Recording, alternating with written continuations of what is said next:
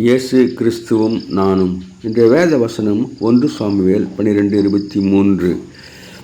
நானும் உங்களுக்காக விண்ணப்பம் செய்யாதிருப்பேனாகில் கர்த்தருக்கு விரோதமாக பாவம் செய்கிறவனாய் இருப்பேன் என்று சாமுவேல் சொல்கின்றார்.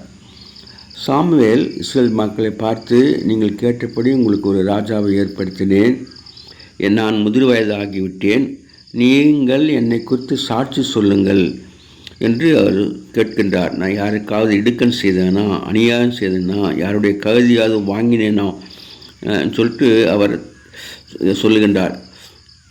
அப்போது அவர்கள் ஒன்றும் வாங்கவில்லை என்று அவர் குறித்து சாட்சி சொல்கின்றார்கள். ஒருவேளை பதவியில் இருக்கின்ற அநேகர் பரிதானம் வாங்கி மற்றவர்களுக்கு சாதகமாக சொல்கின்றார்கள், மற்ற தவறான வழியில் தங்களுடைய அதிகாரத்தை துஷ்பிரயோகம் பண்ணுகிறார்கள். அந்த விதமாக இல்லாதபடிக்கு சாமுவேல் கர்த்தருக்கு உண்மையும் உத்தமமாக இருந்தார் என்று நாம் பார்க்கின்றோம். அதனாலே நாம் கூட அதிகாரிகளாக இருக்கும்போது இல்லை மற்ற காரியங்கள் கூட நம்ம உண்மையாக இருப்போம், ஆண்டவருக்கு உண்மையாக நடந்து கொள்வோம், நியாயம் சரியாக செய்வோம். Have a blessed day. God bless you. Give your heart to God, your hand to man. Live in God's word, live on your knees. Thanks for watching.